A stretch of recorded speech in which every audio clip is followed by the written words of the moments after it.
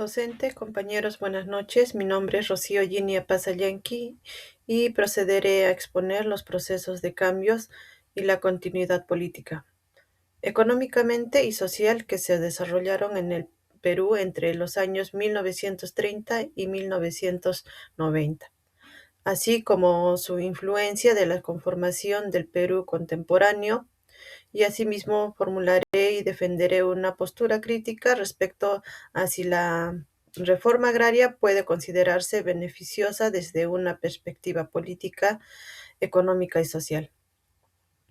El objetivo de esta intervención es, primero, sistematizar los procesos históricos más relevantes de dicho periodo, como también relacionar dichos procesos con las características estructurales del Perú actual y sustentar una evaluación argumentada sobre la reforma agraria.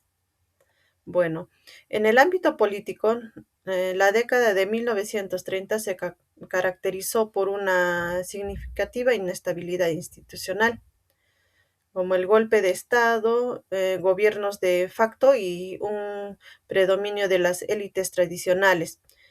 En un contexto de crecientes conflictividad social y de crisis económica internacional.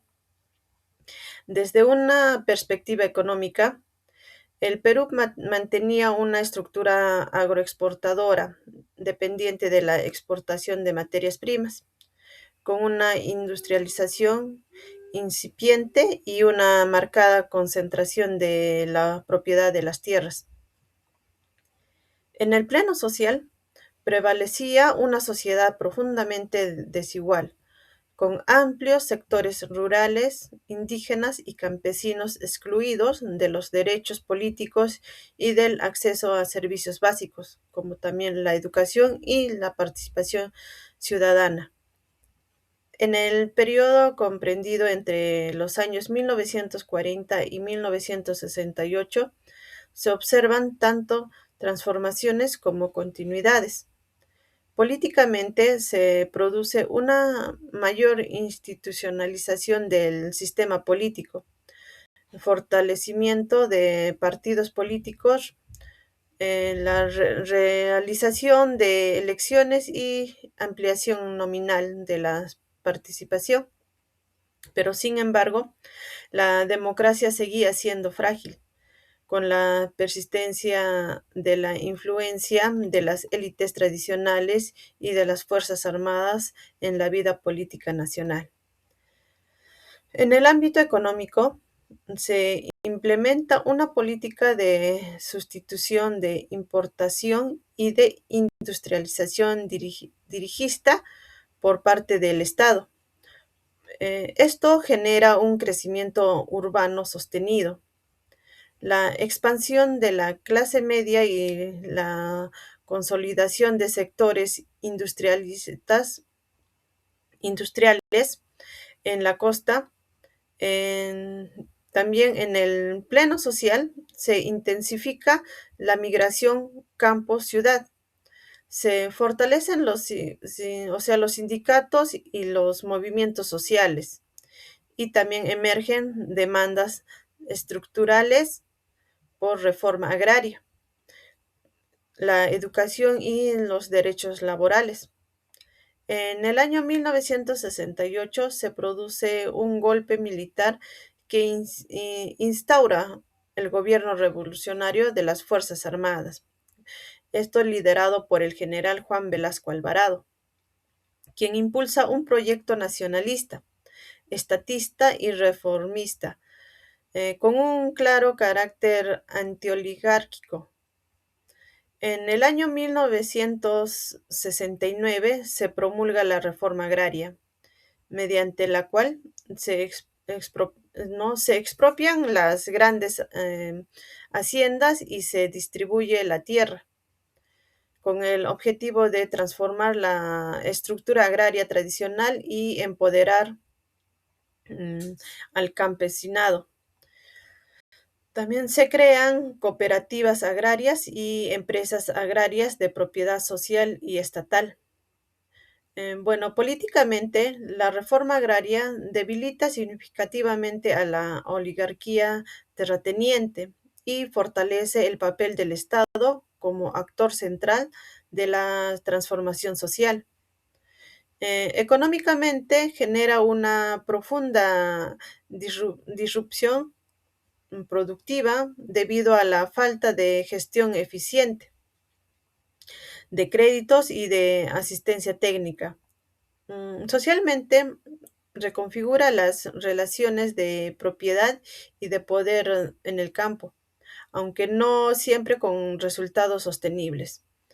En el año 1980 se produce el retorno a la democracia, pero el periodo se caracteriza por una profunda crisis política, también una crisis económica y una crisis social. En el ámbito político, se observa una debilidad institucional, prácticas de corrupción y una capacidad limitada del Estado para responder a las demandas sociales. Simultáneamente se desata una violencia política de gran intensidad, protagonizada por organizaciones como Sendero Luminoso y el MRTA, que afecta gravemente al Estado y a amplios sectores de la sociedad. En el plano económico, se produce una crisis macroeconómica severa, con hiperinflaciones, con estancamiento productivo y el desequilibrio fiscal. Hacia finales de la década se comienzan a implementar reformas neoliberales orientadas a la liberación económica, la privatización y la reducción del papel del Estado también. Bueno, en el ámbito social se registra un aumento de la pobreza, también el desplazamiento forzado de poblaciones y el debilitamiento del tejido social, especialmente en las zonas rurales y andinas.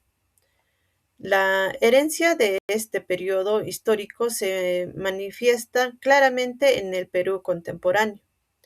Políticamente, persisten el centralismo limeño, la debilidad institucional y una tensión estructural entre intervencionismo estatal y modelos de mercado. Económicamente, el Perú actual presenta una estructura exportadora diversificada, con un fuerte componente minero y agroexportador, pero mantiene desigualdades regionales y una concentración de la propiedad y la riqueza. Bueno, socialmente, la migración masiva campo-ciudad ha configurado grandes aglomeraciones urbanas, pero persisten bolsas significativas de exclusión social, especialmente en las zonas rurales y andinas. Pero si bien se ha avanzado en la visibilización y organización de demandas sociales, y además desde una perspectiva política, la reforma agraria tuvo un efecto transformador positivo en cuanto a la debilitación de las oligarquías terratenientes y la promoción de una agenda de inclusión estatal.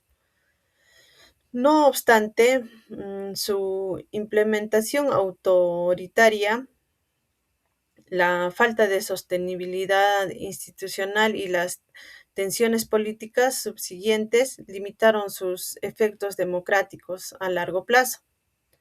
Por tanto, su balance político es mixto, una intención transformadora positiva, pero efectos institucionales limitados.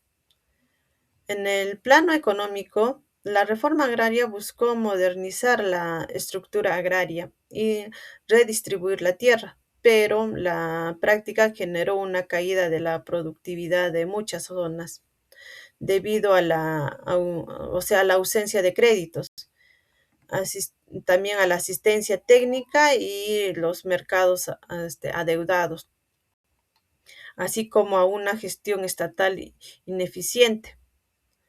Bueno, el resultado económico fue predominantemente negativo. En el corto y medio plazo, también con una pérdida de eficiencia y competitividad. En el ámbito social, la reforma agraria reconoció derechos campesinos y otorgó acceso formal a la tierra, modificando simbólicamente la jerarquía social rural, pero sin embargo no garantizó servicios básicos. Tampoco apoyo técnico sostenido ni mejoras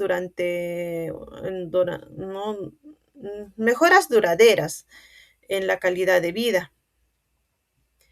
El balance social fue parcialmente positivo en términos de justicia distributiva, pero insuficiente en términos de desarrollo humano. En síntesis, bueno, considero que la reforma agraria no puede ser calificada como netamente beneficiosa. Sus objetivos redistributivos y su intención transformadora fueron legítimos y políticamente relevantes, pero sus resultados económicos fueron negativos en términos de productividad y eficiencia. Y también sus efectos sociales, aunque parciales, no lograron ser sostenibles. Bueno, en consecuencia, la reforma agraria representa un intento de transformación estructural con mérito simbólico y político, pero con deficiencias centrales en la implementación y en la generación de resultados duraderos. Bueno, comprender estos errores es fundamental para diseñar políticas rurales contemporáneas que combinen reformas de derechos de propiedad con inversión pública, también acceso a mercados y fortalecimiento institucional. Bueno, eso es todo. Gracias.